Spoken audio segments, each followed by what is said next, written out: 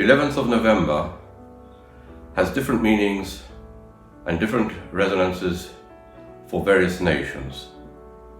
The 11th of November here in the United Kingdom and among the Commonwealth countries and Western Europe and the States is a day which marks the end of the First World War.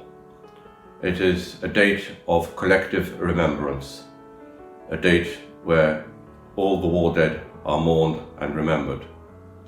For the Poles, the 11th of November is a joyous occasion, for on the 11th of November 1918, Poland regained her independence after 123 years of being partitioned by its rapacious neighbours, 123 years where there was no Polish state on the map of Europe. Thus, on the 11th of November 1918, Poland was restored to the family of nation-states of Europe. It's hardly surprising that in the interwar period up to 1939, the 11th of November was a national holiday.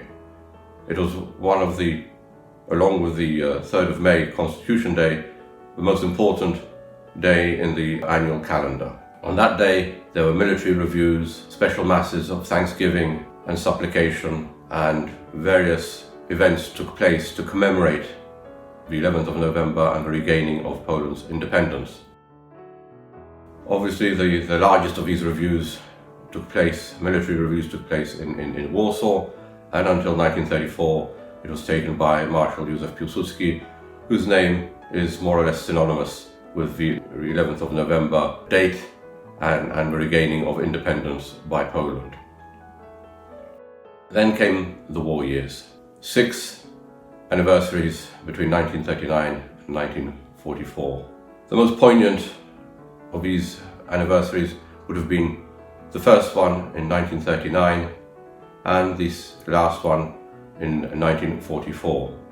The first one because it was the first anniversary after the defeat of October 1939 of the Polish campaign, which came as a shock and disbelief. And it was a question of picking up and continuing the struggle. So the 11th of November 1939, though was a very sad occasion and brought back all the memories of the pre-war years, but it also gave a glimmer of hope because Poland had her allies, France and Britain, and there's an absolute belief that the end of the war would see an independent Poland regain freedom.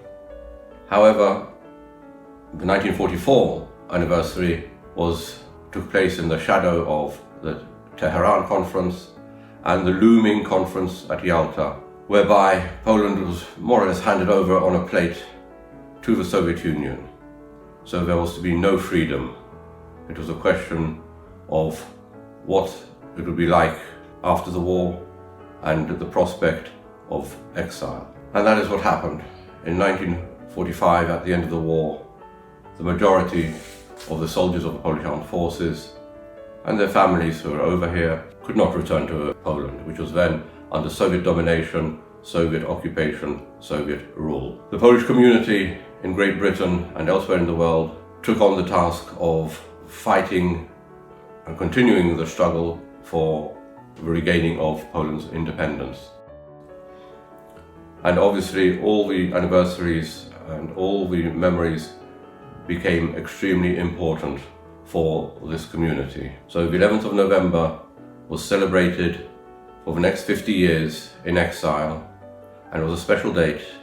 The Polish government in London issued proclamations on that day, as did the President of the Republic in exile. On these days, you had various academia, which were put on by the veterans and their children.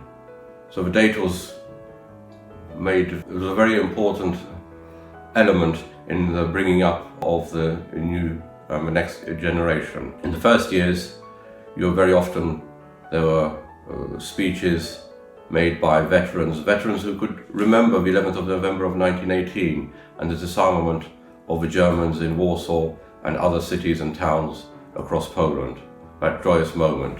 Here in exile, it became a memory which was cherished, a memory which was passed on to the next generation. And one can see down the years how that new generation began to take over the organization of the ceremonies of the 11th of November. So Boy Scouts, Girl Scouts of the Polish Scout movement in exile, Polish Saturday school children, all took part and put on shows and acts of remembrance. When they grew up, they passed on this tradition to their children, already the second generation born outside of Poland. And if one needs an example of how the 11th of November has become so important in the Polish psyche, then I venture to put as an example the 100th anniversary, which took place 2 years ago, of the regaining of independence, whereby it was the children born here and the Poles living here and who had been born here who were the main instigators in organizing the festivities to commemorate the 100th anniversary. There was a large Te Deum Mass of Thanksgiving in Westminster Cathedral, and after that you had the concert in the Albert Hall, which was packed to the rafters, which was specially organized to commemorate the 100th anniversary of Poland regaining its independence. These elements, this shows how important this date is and remains. Thankfully, in 1990, Poland regained her independence, and the ceremonies and festivities and military reviews, which hadn't taken place in Poland since 1945, could once again take on their proper place in a free and independent Poland.